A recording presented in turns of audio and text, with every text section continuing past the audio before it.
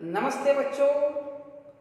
बच्चों आप सब अच्छे होंगे, आप सब पढ़ाई कर रहे होंगे। तो बच्चों मैंने 10वीं कक्षा हिंदी वल्लरी तृतीय भाषा हिंदी इस पाठ्य पुस्तक से मैंने आपको कल कौन सा पाठ कराया था बताओ? अच्छा, ईमानदारों के सम्मेलन में। बहुत अच्छा कहा बच्चों। तो बच्चों मैंने कल आपको गृह कार्य दिया था, तो उस गृह कार्य को मैं जो प्रश्न दिया हूं तो उन प्रश्नों के आप उत्तर देने का प्रयास कीजिए। हागारे मಕ್ಕಳೇ ನಿನ್ನೆ ನಾನು ನಿಮಗೆ ತೃತೀಯ ಭಾಷಾ ಹಿಂದಿ ವಲ್ಲರಿ 10ನೇ ತರಗತಿಯ ಪುಸ್ತಕದಿಂದ ನಿಮಗೆ ईमानदारों के सम्मेलन में ಈ ಪಾಠವನ್ನ ಬೋಧಿಸಿದ್ದೆ। ಹಾಗಾದರೆ ಮಕ್ಕಳೇ ಅದರಲ್ಲಿ ಬರ್ತಕ್ಕಂತಹ ನಿಮಗೆ ಗೃಹ ಕಾರ್ಯದ ಪ್ರಶ್ನೆಗಳನ್ನು ಕೊಟ್ಟಿದ್ದೆ, ಆ ಪ್ರಶ್ನೆಗಳಿಗೆ ತಾವು ಉತ್ತರವನ್ನು ಕೊಡಿ। ಹಾಗಾದರೆ ಯಾರು ಹೇಳ್ತೀರಾ? ಮೊದಲನೇ ಪ್ರಶ್ನೆ ನೋಡಿ। ಹಾಗಾದರೆ प्रथम प्रश्न, प्रस्तुत कहानी के लेखक कौन हैं? ಹಾಗಾದರೆ ಈ ಪಾಠದ ಈ ವ್ಯಂಗ್ಯ ರಚನೆಯ ಯಾರು ಕಥೆಯನ್ನು ಬರೆದಂತಹ ಕಥಾಗಾರರು ಇದ್ದಾರೆ? तो इस प्रस्तुत कहानी के लेखक कौन हैं? कौन बताएंगे? ओहो, आप राजकुमार जी। अच्छा बताओ, इस कहानी के लेखक हैं? बताइए। अच्छा बताओ, इस कहानी के हरिशंकर परसाई जी। बहुत अच्छा कहा आपने। तो इस कहानी के लेखक हैं हरिशंकर परसाई। तो बच्चों दूसरा प्रश्न है, लेखक दूसरे दर्जे में क्यों सफर करना चाहते थे? तो लेखक दूसरे दर्जे पर क्यों सफर करना चाहते थे? कौन बताएंगे? ओ चैत्रा, तुम बताओगी? बताओ। तो लेखक पैसे बचाने के लिए दूसरे दर्जे में सफर करना चाहते थे, क्योंकि उन्हें 150 रुपये की बचत हो रही थी। तो इसीलिए उन्होंने पहले दर्जे से छोड़कर वे दूसरे दर्जे की सीट में बैठकर आना पसंद किया। बहुत अच्छा। तो बच्चों मैं तीसरा प्रश्न है जो गृह कार्य दिया था, तो तीसरा प्रश्न है, लेखक की चप्पलें किसने पहनी थी? लेखक की चप्पलें किसने पहनी थी? कौन बताएंगे? ओ तुम बताओगे? चेतन, अच्छा तुम बताओ, लेखक की चप्पलें किसने पहनी थी? लेखक की चप्पलें एक डेलीगेट ने पहनी थी। अच्छा अच्छा, बहुत अच्छा कहा आपने। एक यहां पर डेलीगेट ने उनकी चप्पलें पहनी थी। तो यहां पर इस प्रकार आपने सही जवाब देने का प्रयास किया। तो बच्चों आज हम इस पाठ का शेष भाग, दूसरा भाग पढ़ेंगे। आप अपनी पाठ्य पुस्तक लीजिएगा और पृष्ठ संख्या है हमें 76। कल मैंने 75 पृष्ठ संख्या की अंतिम जो पंक्तियां हैं पढ़ूंगा, ध्यान से सुनिए। बैठक में 15 मिनट चाय की छुट्टी हुई, लोगों ने सहानुभूति प्रकट की। एक सज्जन आए, कहने लगे बड़ी चोरियां हो रही हैं, देखिए आपका धूप का चश्मा भी चला गया। तो मैंने यहां तक पाठ विवरण से आपको बताया था। तो बच्चों आज मैं इस पाठ का शेष भाग जो अगला भाग है पढ़ूंगा, आप ध्यानपूर्वक सुनिए। हागाದರೆ ಮಕ್ಕಳೇ ನಿನ್ನೆ ನಾನು ಈ ಪಾಠದ ಕೆಲವು ಅಂದರೆ 2 ಪೃಷ್ಠಗಳನ್ನು ನಿಮಗೆ ಮುಗಿಸಿದ್ದೆ। ಈಗ ನಾವು 4ನೇ ಪುಟ ಅಂದರೆ 3 ಪುಟಗಳನ್ನು ಮುಗಿಸಿ 4ನೇ ಪುಟಕ್ಕೆ ಬಂದಿದ್ದೇವೆ। 4ನೇ ಪುಟವನ್ನು ತೆರೆಯಿರಿ ಅಂದರೆ ಪಠ್ಯಪುಸ್ತಕದಲ್ಲಿ 76ನೇ ಪೇಜ್ ತೆಗೆಯಿರಿ। ಸರಿ, ಕೇಳಿ, ನಾನು ಪಾಠ ಓದ್ತೀನಿ, ಗಮನಿಟ್ಟು ತಾವು ಕೇಳಿ। वह धूप का चश्मा लगाए थे। मुझे याद था एक दिन पहले वह धूप का चश्मा नहीं लगाए थे। मैंने देखा जो चश्मा वह लगाए थे वह मेरा ही था।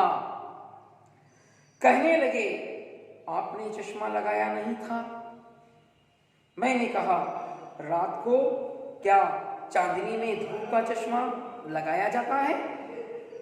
मैंने कमरे की टेबल पर रख दिया था। वह बोले, कोई उठा ले गया होगा। मैं उन्हें देख रहा था और वह मेरा चश्मा लगाए इत्मीनान से बैठे थे। तीसरे दिन रात को लौटा तो कुछ हरारत थी, थोड़ी ठंड भी थी। मैंने सोचा बिस्तर से कंबल निकाल लूं, पर कंबल भी गायब था। फिर हल्ला हुआ। स्वागत समिति के मंत्री आए, कई कार्यकर्ता आए। मंत्री कार्यकर्ताओं को डांटने लगे, तुम लोग क्या कर रहे हो, करते हो? तुम्हारी ड्यूटी यहां है, तुम्हारे रहते चोरियां हो रही हैं। यह ईमानदार सम्मेलन है। बाहर यह चोरी की बात फैली तो कितनी बदनामी होगी। कार्यकर्ताओं ने कहा, हम क्या करें? अगर सम्मानीय डेलीगेट यहाँ वहां जाएं तो क्या हम उन्हें रोक सकते हैं? तो बच्चों, आपने पाठ को सुना ना, तो आप भी ऐसे ही पढ़ने का प्रयास करें। ನೋಡಿ ಮಕ್ಕಳೇ, ಪಾಠ ತುಂಬ ಚೆನ್ನಾಗಿ ನಾವು ಓದಬೇಕು. ಕೇಳುವರಿಗೆ ಏನಪ್ಪ ಅಂದರೆ ನಾವು ಹಿಂದಿ ನ್ಯೂಸ್ ಮಾಡ್ತಾ ಇದ್ದೇವೇನೋ ಆ ರೀತಿಯಾಗಿ ನಾವು ಪಾಠವನ್ನು ಓದಬೇಕು. ಎಲ್ಲಿ ಪೂರ್ಣ ವಿರಾಮ ಬರುತ್ತೆ, ಎಲ್ಲಿ ಅಲ್ಪ ವಿರಾಮ ಬರುತ್ತೆ, ಎಲ್ಲಿ ಪ್ರಶ್ನಾರ್ಥಕ ಚಿಹ್ನೆ ಬರುತ್ತೆ, ಇವುಗಳನ್ನು ನಾವು ಗಮನದಲ್ಲಿ ಇಟ್ಕೋಬೇಕು. ಅವಿಭಾವ ಚಿಹ್ನೆಗಳು ಬರ್ತವೆ, ಅಲ್ಲೇನು ನಾವು ಅದೇ ರೀತಿಯಂಥ ಪ್ರಸಂಗವನ್ನು ಓದಬೇಕು. ಹಾಗಾದರೆ ಮಕ್ಕಳೇ, ಪಾಠವನ್ನು ಕೇಳಿದಿರಾ?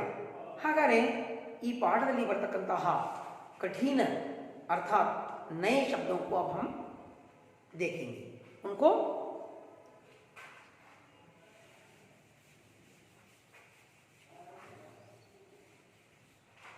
तो इस पाठ में नए शब्द हैं, सुनिएगा. डेलीगेट,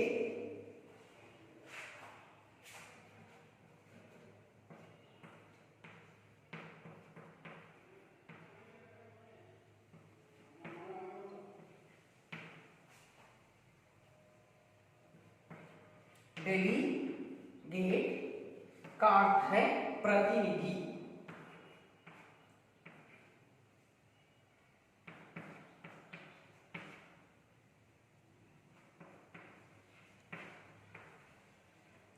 प्रतिनिधि. और दूसरा शब्द है जलसा.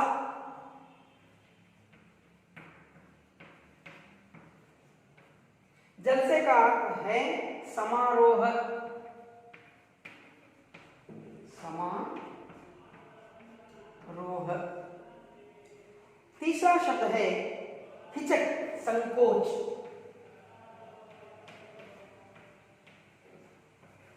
हिचक है संकोच.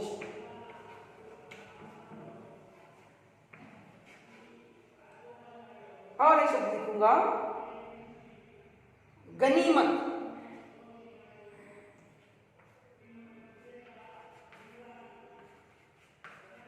गनीमत का अर्थ है खुशी की बात.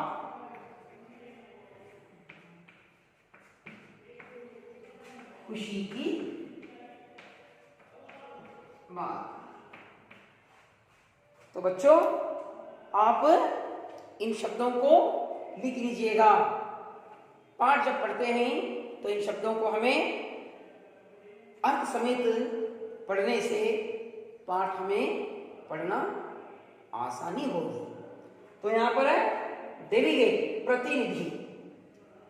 ಜಲಸ ಸಮಾರೋಹ ಫಂಕ್ಷನ್, ಹಿಚಕ್ ಸಂಕೋಚ ಏನೋ ಸಂಕೋಚವಿಲ್ಲದೆ, ಗನಿಮ ಖುಷಿ ಕಿ ಬಾತ್ ಹೈ ಬಹಳ ಸಂತೋಷದ मातिदे। तो बच्चों मैं अब आपको इस पाठ का विवरण दूंगा, ध्यान पूर्वक पाठ को सुनिए। इस पाठ द्वारा आने वाले प्रश्नों को भी मैं पूछूंगा। तो यह पाठ किस प्रकार यहाँ पर व्यंग्य रचना है हमें देखते जाएंगे। बहुत से इसमें यहाँ पर हमें क्या मिलेंगे, हंसी की फुलझड़ियाँ मिलेंगी। सुनिए, वह धूप का चश्मा लगाए थे। कौन धूप का चश्मा लगाए थे? एक प्रतिनिधि। मुझे याद था एक दिन पहले वह धूप का चश्मा नहीं लगाए थे। ಹಾಗಾದರೆ ಲೇಖಕರಿಗೆ ಗೊತ್ತಿತ್ತು, ಮೊದಲನೇ ದಿನ ಆ ಪ್ರತಿನಿಧಿ ತನ್ನ ಏನಪ್ಪ ಅಂದ್ರೆ ಕಣ್ಣಿನ ಮೇಲೆ ಕನ್ನಡಕವನ್ನು ಹಾಕಿರಲಿಲ್ಲ, ಅವನು ಏನೋ ಕೂಲಿಂಗ್ ಗ್ಲಾಸ್ ಹಾಕಿರಲಿಲ್ಲ। ನೋಡಿ ಇಲ್ಲಿ ಚಿತ್ರವನ್ನು ಕಾಣ್ತಾ ಇದ್ದೀನಿ ನಿಮಗೆ, ನೋಡಿ। मैंने देखा जो चश्मा वह लगाए थे वह मेरा ही था। ಲೇಖಕರು ನೋಡಿದ್ರು, ಅವರು ಇವರ ಕೂಲಿಂಗ್ ಗ್ಲಾಸ್ ಹಾಕಿದಾರಲ್ಲ ಆ ಪ್ರತಿನಿಧಿ, ಇವ್ರದೇ ಅದು, ಯಾರ್ದು? ಪರಸಾಯಿ ಅವರದೇ। ಆ ಪರಸಾಯಿ ಅವರ ಏನೋ ಕೂಲಿಂಗ್ ಗ್ಲಾಸನ್ನು ಏನು ಮಾಡಿದಾನ ಡೆಲಿಗೇಟ್ ಕದ್ಕೊಂಡು ಹಾಕೊಂಡ್ಬಿಟ್ಟಾನೆ। ಅವ್ರು ನೋಡಕತ್ತಾರೆ, ನನ್ನ ಚಸ್ಮಾ ಹಾಕೊಂಡು ನನಗೆ ಕೇಳ್ತಾ ಇದ್ದಾನಪ್ಪ ಅಂತ। ನೋಡಿ ಮುಂದೆ, कहने लगे आपने चश्मा लगाई नहीं था। ಅವನು ಹೇಳ್ತಾ ಇದ್ದಾನೆ ಲೇಖಕರಿಗೆ, ನೀವು ನಿನ್ನೆ ಕೂಲಿಂಗ್ ಗ್ಲಾಸ್ ಹಾಕಿರ್ಲಿಲ್ಲಲ್ವಾ, ನೀವು ಹಾಕೇ ಇಲ್ಲ ಅಂತ ಅವ್ರಿಗೆ ಹೇಳ್ತಾರೆ। ಅವಾಗ ಲೇಖಕರಿಗೆ ಹೇಳ್ತಾರೆ, ನೋಡಿ, मैंने कहा रात को क्या चांदनी में धूप का चश्मा लगाया जाता है। ಲೇಖಕ ಹೇಳ್ತಾರೆ, ಏನಪ್ಪ ರಾತ್ರಿಯಲ್ಲಿ ಚಂದ್ರನ ಬೆಳಕು ನೋಡಕ್ಕೆ ಕೂಲಿಂಗ್ ಗ್ಲಾಸ್ ಹಾಕ್ತಾರೇನೋ ಅಂತ ಲೇಖಕರು ಅವರಿಗೆ ವ್ಯಂಗ್ಯ ಆಡ್ತಾ ಕೇಳ್ತಾ ಇದ್ದಾರೆ। मैंने कमरे की टेबल पर रख दिया था। ನಾನು ನನ್ನ ಕೋಣೆಯ ಟೇಬಲ್ ಮೇಲೆ ಈ ಕನ್ನಡಕವನ್ನು ಇಟ್ಟಿದ್ದೆ ಅಂತ ಲೇಖಕ ಹೇಳ್ತಾರೆ। ಅವಾಗ वह बोले कोई उठा ले गया होगा। ಅವನು ಏನು ಮಾಡ್ತಾ ಇದ್ದಾನೆ, ಸ್ವಲ್ಪ ಮನಸ್ಸಿನಾಗ ಕಿಂಚಿತ್ ಇಲ್ಲದಂಗೆ ಹೇಳ್ತಾ ಇದ್ದಾನೆ, ಯಾರೋ ಎತ್ಕೊಂಡು ಹೋಗಿರ್ಬೋದು, ಯಾರೋ ಕತ್ಕೊಂಡು ಹೋಗಿರ್ಬೋದು। ಅವಾಗ मैं उन्हें देख रहा था और वह मेरा चश्मा लगाए इत्मीनान से बैठे थे। ನಾನು ಅವರನ್ನು ನೋಡ್ತಾ ಇದ್ದೆ, ಅವರು ಇತ್ಮಿನಾನ್ ಏನು ಸಂಕೋಚ ಇರಲಾರ್ದಂಗೆ ಏನು ಮಾಡಿದ್ರು, ಅವರ ಕೂಲಿಂಗ್ ಗ್ಲಾಸ್ ಹಾಕೊಂಡು ಕುಂತಾರೆ। ಕತ್ಕೊಂಡು ಹೋಗಿದ್ದು ಬೇರೆ ಮಾತು, ಆಮೇಲೆ ಎಷ್ಟು ಧೈರ್ಯ ಕುಂತ್ಕೊಂತಾರೆ, ಅದು ತಂದ ಏನೋ ಆ ರೀತಿ ಹಾಕೊಂಡು ಕುಂತಾರೆ। ತೀಸರೇ ದಿನ ರಾತ್ ಕೋ ಲೌಟ, ಮೂರನೇ ದಿನ ಲೇಖಕರು ಕೋಣೆಗೆ ಬಂದರು। रात ಅಂದರೆ रात्रि, विलोम शब्द दिन, रात दिन। तो कुछ हरारत थी, थोड़ी ठंड भी थी, ಸ್ವಲ್ಪ ಆಯಾಸ ಆಗಿತ್ತು, ಆಮೇಲೆ ಸ್ವಲ್ಪ ಏನಪ್ಪ ಅಂದರೆ ಚಳಿ ಇತ್ತು। मैंने सोचा, ಲೇಖಕರು ವಿಚಾರಿಸಿದರು, ಬಿಸ್ತರ ಸೆ ಕಂಬಳ ನಿಕಾಲು, ಚಳಿ ಆಗ್ತಾ ಇದೆ ಅಂತ ಹೇಳಿ ತನ್ನ ಹಾಸಿಗೆಯಿಂದ ಕಂಬಳಿಯನ್ನು ಹೊಚ್ಕೊಳಕ್ಕೆ ತಗೋಬೇಕು ಅಂತ ವಿಚಾರಣೆ ಮಾಡಿದರು। ಪರ್ ಕಂಬಲ್ ಬಿ ಗಾಯಬ್ ಥಾ, ಅಷ್ಟರೊಳಗೆ ಅವರ ಕಂಬಳಿ ಅದು ಏನಾಯಿತು, ಕಳ್ಳತನ ಆಗ್ಬಿಟ್ಟಿತ್ತು, ಅಲ್ಲಿಂದ ಎಸ್ಕೇಪ್ ಆಗ್ಬಿಟ್ಟಿತ್ತು, ಅಲ್ಲಿಂದ ಅದು ಹೋಗ್ಬಿಟ್ಟಿತ್ತು। ಫಿರ್ ಹಲ್ಲಾ ಹುವಾ, ಮತ್ತೇನಾಯ್ತು ಅಲ್ಲೇ, ಮತ್ತೆ ಏನಾಯಿತು, ಹಲ್ಲ ಅಂದರೆ ಗಲಭೆ, ಅಲ್ಲಿ ಮತ್ತೆ ಗಲಾಟೆ ಆಗ್ತಾ ಇತ್ತು। स्वागत समिति के मंत्री आए, ಅಷ್ಟರೊಳಗೆ ಆ ಏನು ಸಮ್ಮೇಳನವನ್ನು ನಿಯೋಜನೆ ಮಾಡಿದ್ರು ಅದರ ಮಂತ್ರಿಗಳು ಬಂದರು। ಕೈ ಕಾರ್ಯಕರ್ತಾವು ಆಯೆ, ಅವ್ರ ಜೊತೆಗೆ ಅಲ್ಲಿ ಇರ್ತಕ್ಕಂಥ ಎಲ್ಲ ಕಾರ್ಯಕರ್ತರು ಬಂದರು। ಮಂತ್ರಿ ಕಾರ್ಯಕರ್ತಾओं को डांटने लगे. ಅಲ್ಲಿ ಬಂದ್ಬಿಟ್ಟು ಆ ಸಮ್ಮೇಳನದ ಮಂತ್ರಿ ಇದ್ರಲ್ಲ ಅವ್ರೇನು ಮಾಡಿದ್ರು, ಎಲ್ಲ ಕಾರ್ಯಕರ್ತರನ್ನ ಬಯಾಕತ್ತರು. ಡಾಂಟ್ನ ಅಂದರೆ ಬೈಯುವುದು, ಗರ್ಜಿಸುವುದು, ಜೋರಾಗಿ ಹೇಳುವುದು. ತುಮ್ ಲೋಗ್ ಕ್ಯಾ ಕರ್ ರಹೆ ಹೋ, ಮಂತ್ರಿಗಳು ಹೇಳಾಕ್ತಾರೆ ಡೆಲಿಗೇಟ್ ಎಲ್ಲ ಪ್ರತಿನಿಧಿಗಳಿಗೆ, ನೀವೇನು ಮಾಡಾಕ್ತೀರಪ್ಪ ನೀವೆಲ್ಲ, ತುಮಹಾರಿ ಡ್ಯೂಟಿ ಯಹಾ ಹೈ, ನಿಮ್ಮ ಕೆಲಸ ಇಲ್ಲಿದೆ, ನಿಮ್ಗೆ ಇಲ್ಲೇ ನಿಯೋಕ್ತಿಯನ್ನ ಮಾಡಿದ್ದೇವೆ, ನೀವು ಇಲ್ಲಿ ಇರಬೇಕು ಅಂತ. ತುಮಹಾರೇ ರಹತೆ ಚೋರಿಯಾ ಹೋ ರಹಿ ಹೈ, ನೀವಿದ್ದು ಇಲ್ಲಿ ಕಳ್ತನ ಆಗ್ತಾ ಇದ್ದಾವೆ, ನೀವು ಇಲ್ಲಿದ್ದೀರಾ ಆದರೂ ಕಳ್ತನ ಆಗ್ತಾ ಇದ್ದಾವೆ. ಯಹ ಈಮಾನ್ದಾರ್ ಸಮ್ಮೇಳನ ಹೈ, ಇದು ಪ್ರಾಮಾಣಿಕರ ಸಮ್ಮೇಳನ ಇದೆ.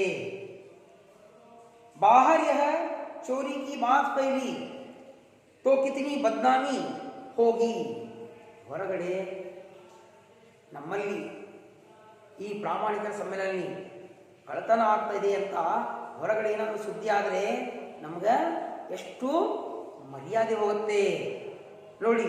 ಬದ್ನಾಮಿ ಮರ್ಯಾದೆ ಅಂದರೆ ನಮ್ಮ ಮರ್ಯಾದೆ ಹೋಗುತ್ತೆ. ಬದ್ನಾಮಿ ಅಂದರೆ ಅವಮರ್ಯಾದೆ, ಹೌದಾ? ಹಾಗಾದರೆ ನಮ್ಮ ಹೆಸರು ಕೆಡುತ್ತೆ. ಹೊರಗಡೆ ಏನಾದರೂ ಜನರಿಗೆ ಈ ಸುದ್ದಿ ಗೊತ್ತಾಗ್ಬಿಟ್ರೆ ನೋಡಿ, ಪ್ರಾಮಾಣಿಕ ಸಮಯದಲ್ಲಿ ಕಳ್ತನ ಆಗ್ತಾ ಇದ್ದಾವೆ ಅಂತ ಏನಾದರೂ ಹೊರಗಡೆ ಜನಕ್ಕೆ ಗೊತ್ತಾದರೆ, ನೋಡ್ರಪ್ಪ ಇಂಥ ಒಂದು ಸಮ್ಮೇಳನಲ್ಲೇ ತುಳುಗಾಗ್ತಾ ಇದ್ರೆ ಏನು ಬಂತಪ್ಪ ಕಾಲ ಅಂತಾರೆ ಜನ. ಹಾಗೆ ಇಲ್ಲಿ ಮಂತ್ರಿಗಳು ತನ್ನ ಪ್ರತಿನಿಧಿಗಳಿಗೆ ಜೋರಾಗಿ ಬೈತಾ ಇದ್ದರು.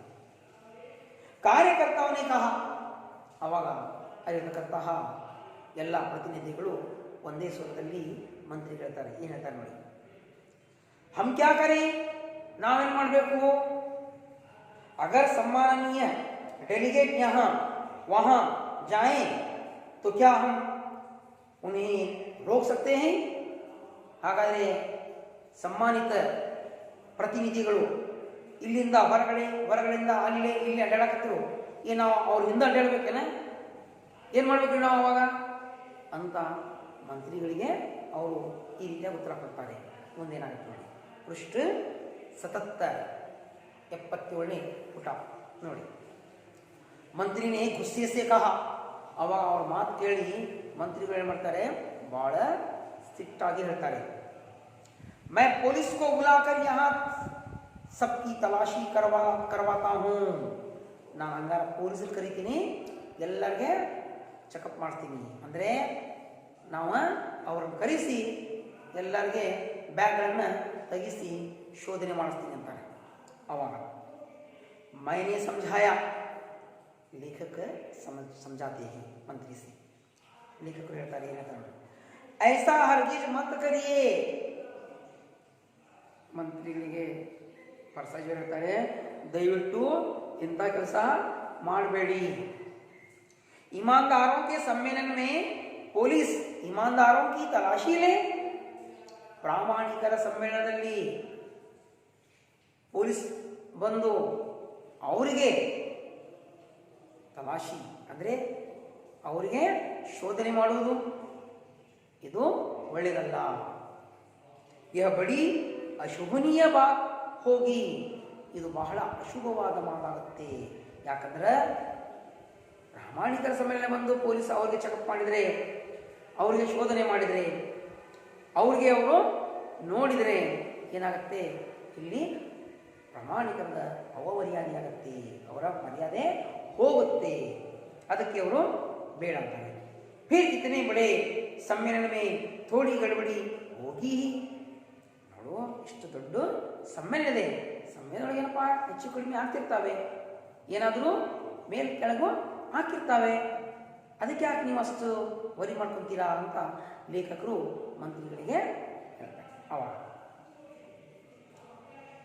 एक कार्यकर्ता ने कहा, किसने कहा, एक कार्यकर्ता, ಅಲ್ಲಿರ್ತಕ್ಕಂಥ ಒಬ್ಬ ಕಾರ್ಯಕರ್ತ ಹೇಳ್ತಾನೆ, ಏನಂತ ನೋಡಿ, ತಲಾಶಿ ಕಿನ್ಕಿ ಕರವಾಯಂಗೆ, ಹಾಗಾದರೆ ನೀವು ಯಾರಿಗೆ ಬಂದು ಚೆಕಪ್ ಮಾಡಿಸ್ತೀರಾ, ಯಾರನ್ನ ಶೋಧನೆ ಮಾಡಿಸ್ತೀರಾ, ಎಲ್ಲಿ ಅವರು ಬಂದು ಏನೇನು ಹುಡುಕ್ತಾರೆ ಅಂತ ಹೇಳ್ತಾರೆ.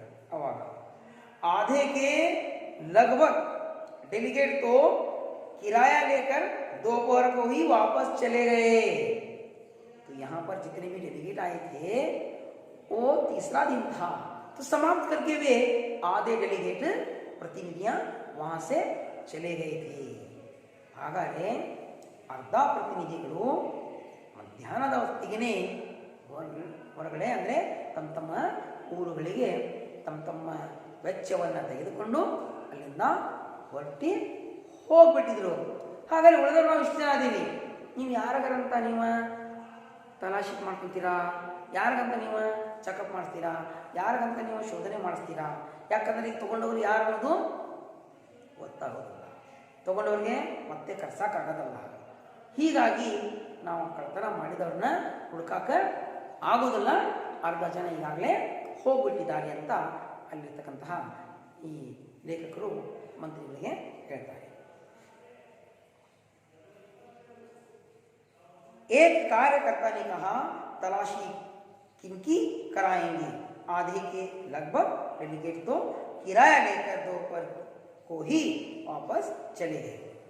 रात को पहनने के कपड़े सिरहाने दबाकर सोया.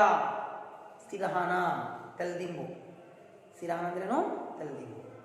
ಹಾಗಾದರೆ ಲೇಖಕರು ಏನು ಮಾಡಿದ್ರು, ಈ ರೀತಿಯಾಗಿ ಕಳ್ತನ ಆಗ್ತಾ ಇತ್ತು. ಅದಕ್ಕೇನು ಮಾಡಿದ್ರು ಅವರು, ಬೆಳಿಗ್ಗೆ ಮತ್ತೆ ಹೋಗ್ಬೇಕಲ್ಲ ತನ್ನ ಊರಿಗೆ, ತನ್ನ ಬಟ್ಟೆಯನ್ನು ಅವರು ನೈಟ್ ಬಟ್ಟೆ ಹಾಕ್ಕೊಂಡು ಆ ಬೆಳಿಗ್ಗೆ ಹೋಗ್ತಕ್ಕಂತಹ ಬಟ್ಟೆಯನ್ನು ತೆಗೆದು ತನ್ನ ತಲೆದಿಂಬಿನ ಕೆಳಗಡೆ ಹಾಕಿ ಇಟ್ಟು ಮಲಗ್ತಾರೆ.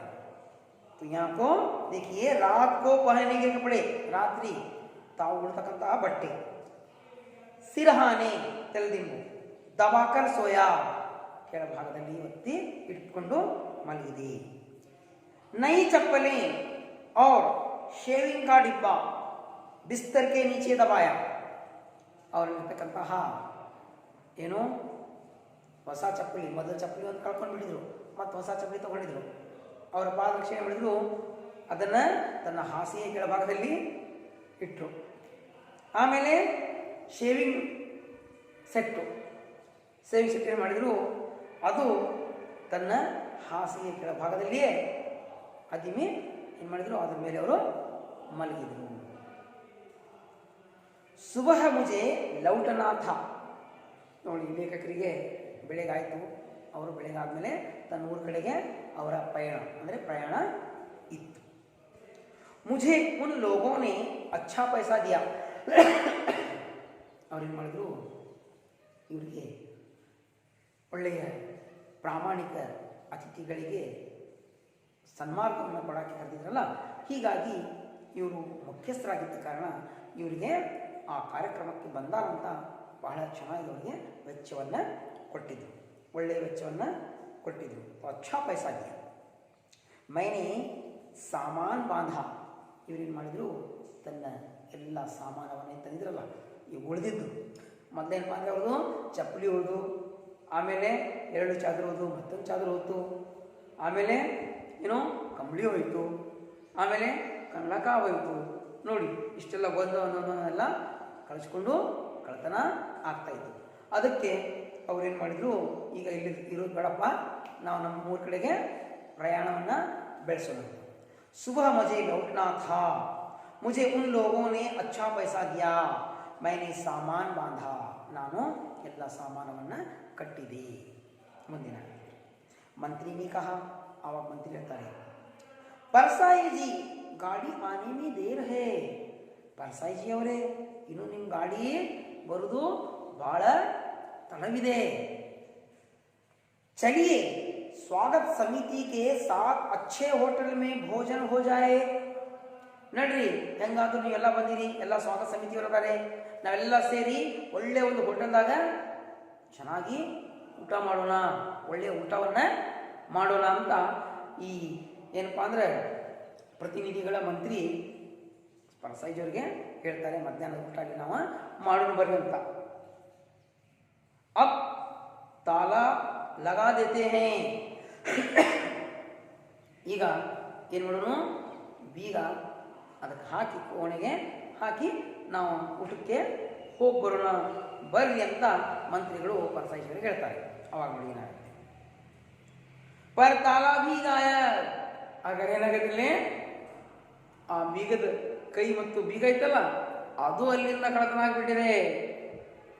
ತಾಲಾ ತಕ್ ಚುರಾಲಿಯಾ, ಅಲ್ಲೇ ಬೀಗಾನು ಬಿಟ್ಟಿಲ್ಲ, ಅದು ಕಳತನ ಮಾಡಿಬಿಟ್ಟಿದ್ದಾರೆ. ಗಜಬ್ ಹೋಗಯ, ಆಶ್ಚರ್ಯವಾಗ್ಬಿಡ್ತು. ಗಜಬ್ ಬಹಳ ಆಶ್ಚರ್ಯವಾಗ್ಬಿಡ್ತು. ಮೈನೆ ಕಹ, ಅವಾಗಲೇ ಹೇಳ್ತಾರೆ, ರಿಕ್ಷಾ ಬುಲ್ವಾಯಿಯೇ, ನೋಡ್ರಪ್ಪ ಮೊದಲು ಆಟೋ ಕರೀರಿ. ರಿಕ್ಷಾ ಅಂದರೆ ಆಟೋ, ಆಟೋ ಕರೀರಿ. ಮೈ ಸೀದಾ ಸ್ಟೇಷನ್ ಜಾऊंगा, ನಾನು ಇಲ್ಲಿಂದ ಎಲ್ಲಿಯೂ ಇರಂಗಿಲ್ಲ, ನೇರವಾಗಿ ರೈಲ್ವೆ ಸ್ಟೇಷನ್ಗೆ ಹೋಗ್ತೀನಿ. ಯಹಾ ನಹಿ ರುಕೂಂಗಾ, ನಾನಿಲ್ಲೇ ಉಳ್ಕೊಳ್ಳಂಗಿಲ್ಲ, ನಿಲ್ಲಲ್ಲ ಇಲ್ಲಿ, ನಾನು ಹೊರಡ್ತೀನಿ. ಮಂತ್ರಿ ಹೈರಾನ್ ಥೇ, ಮಂತ್ರಿ ಏನಪ್ಪ ಅಂದರೆ ಭಾಳ ಗಂಭೀರವಾಗಿದ್ದು, ಹೈರಾನ್ ಗಂಭೀರ. ಬೋಲೆ ऐसी भी क्या नाराजगी है, ಅವರಲ್ಲಿ ಹೇಳಾಕ್ತಾರೆ ಮಂತ್ರಿಗಳು ಮತ್ತು ಡೆಲಿಗೇಟ್ಸ್, ಏನು ಅಷ್ಟಾಗಿ ನೀವು ನಮ್ಮ ಮೇಲೆ ಬೇಜಾರಾಗ್ಬಿಟ್ಟಿರಾ, ಅಷ್ಟಾಗಿ ನೀವು ನೊಂದ್ಕೊಂಡಿದ್ದೀರಿ ಅಂತ ಹೇಳಾಕ್ತಾರೆ. ನೋಡಿ ಲೇಖಕರ ಮೇಲೆ ಇಷ್ಟೆಲ್ಲ ಕಳ್ತನ ಆಗಿದ್ದಾವಲ್ಲೇ, ಅವ್ರ ಮೇಲೆ ಪರಿಣಾಮ ಇದ್ದಾವೆ. ಆದರೂ ಅವ್ರು ಇವ್ರು ಹೇಳಾಕ್ತಾರೆ, ಯಾಕೆ ಇಷ್ಟು ನಮಗಿಂದ ನೊಂದ್ಕೊಂಡಿರಾ, ನೀವು ಯಾಕೆ ಬೇಜಾರಾಗಿದ್ದೀರಾ ಅಂತ ಮಂತ್ರಿಗಳು ಲೇಖಕ ಹೇಳ್ತಾರೆ. ಅವಾಗ ಲೇಖಕನೇ ಹೇಳ್ತಾರೆ ನೋಡಿ, ಮೈನೆ ಕಹ, ಲೇಖಕನೇ ಕಹ, ಕ್ಯಾ ಕಹ, ಬೋಲಿ ಹೇಳ್ತಾರೆ, ಹೇಳ್ತಾರೆ, ऐसी भी क्या नाराजगी है, मैंने कहा नाराजगी कतई नहीं, ನನಗೇನು ಬೇಜಾರಿಲ್ಲ, ಸ್ವಲ್ಪ ಕಿಂಚಿತ್ತೂ ಬೇಜಾರಿಲ್ಲ. बात यह है कि चीजें तो सब चुरा ली गई. ನೋಡಿ ಇಲ್ಲಿ ನಾ ಹೇಳ್ತಕ್ಕಂಥ ಒಂದು ಮಾತೇನಪ್ಪ ಅಂದರೆ, ನಾನು ತಂದಂತಹ ಎಲ್ಲ ವಸ್ತುಗಳು ಇಲ್ಲೇ ಕಳ್ತನ ಆಗಿಬಿಟ್ಟಿದ್ದಾವೆ. ತಾಲಾ ತಕ್ ಚೌರಿ ಮೇ ಚಲಾ ಗಯ, ಬೀಗ ಏನೋ ಅದು ಕಳ್ಳತನದಲ್ಲಿ ಹೋಗ್ಬಿಡ್ತು. ಅಬ್ ಮೈ ಬಚಾ ಹೂಂ, ಈಗ ನಾನು ಮಾತ್ರ ಉಳಿದಿದ್ದೇನೆ. ಹಾಗಾದ್ರೆ ಮಕ್ಕಳೇ ಕೇಳ್ತಾ ಇದ್ದೀರ ತಾನೇ? ನೋಡಿ ಲೇಖಕರು ಏನು ಮಾಡಿದ್ರು, ಪ್ರಾಮಾಣಿಕರ ಸಮ್ಮೇಳನಕ್ಕೆ ಬಂದರು. ಅವ್ರು ಇರತಕ್ಕಂಥ ಒಂದೊಂದು ಎಲ್ಲ ವಸ್ತುಗಳು ಕಳ್ತನ ಆದವು. ಕೊನೆಗೆ ಬೀಗ ಮತ್ತು ಬೀಗದ ಕೈ ಅದು ಕಳ್ತನ ಆಗಿಬಿಟ್ಟಿದೆ. ಅವಾಗೆಲ್ಲ ಲಾಸ್ಟಿಗೆ ಕೊನೆಗೆ ಏನು ಹೇಳ್ತಾರೆ ನೋಡ್ರಿ, ಅಬ್ ಮೈ ಬಚಾವು, ಈಗ ನಾನು ಮಾತ್ರ ಉಳಿದಿದ್ದೀನಿ. ಅಗರ್ ರುಕಾತೋ ಮೈ ಚುರಾ ಲಿಯಾ ಜಾऊंगा, ನಾನೇನಾದರೂ ಇಲ್ಲಿ ಉಳ್ಕೊಂಡ್ರೆ ನನ್ನನ್ನು ಇವರು ಎಸ್ಕೇಪ್ ಮಾಡಿಬಿಡ್ತಾರೆ, ನನ್ನನ್ನು ಕಿಡ್ನಾಪ್ ಮಾಡಿಬಿಡ್ತಾರೆ, ನನ್ನನ್ನು ಕಳ್ಳತನ ಮಾಡಿಬಿಡ್ತಾರೆ.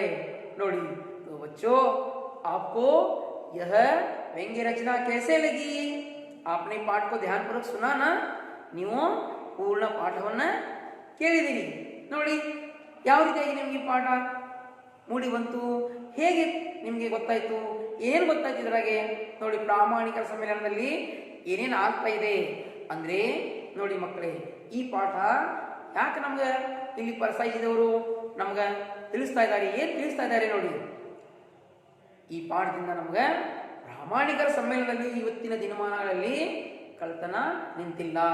ಹಾಗಾದರೆ ನೋಡಿ ಮಕ್ಕಳೇ, ನಮ್ಮ ದೇಶದ ಪರಿಸ್ಥಿತಿಗಳು ಏನಿದಾವಂತ, ನಾವು ಎಷ್ಟೋ ಕಾರ್ಯಾಲಯಗಳು ಹೋಗ್ತೀವಿ, ಎಷ್ಟೋ ಏನಪ್ಪ ಅಂತ ಹೇಳಿದ್ರೆ ನಾವು ಕೆಲವೊಂದು ಕೆಲಸ ಮಾಡೋಕ್ಕೆ ಕಾರ್ಯಾಲಯಗಳು ಹೋಗಿದ್ದಾಗ ಆ ಕಾರ್ಯಾಲಯಗಳು ಏನಪ್ಪ ಅಂದ್ರೆ ಏನಾಗುತ್ತೆ, ಲಂಚ ತಗೊಂತಾರೆ.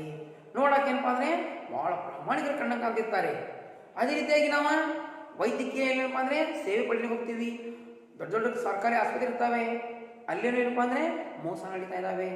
ಹಾಗಾದ್ರೆ ಮಕ್ಕಳೇ, ಇವತ್ತು ನಮ್ಮ ಸಮಾಜದೊಳಗೆ ನೋಡೋಕ್ಕೆ ಜನ ತುಂಬ ಚೆನ್ನಾಗಿ ಕಾಣ್ತಾರೆ, ಆದರೆ ಅವರಲ್ಲಿ ಏನಪ್ಪ ಅಂದರೆ ಒಳಗುಣ, ಅವರಲ್ಲಿರ್ತಕ್ಕಂತಹ ಒಳ ಗುಣಗಳು ಎಂತಹ ವಿಧಾನ ಅನ್ನೋದು ಈ ಪಾಠದಿಂದ ನಮ್ಗೆ ತಿಳಿದು ಬರ್ತಾ ಇದೆ.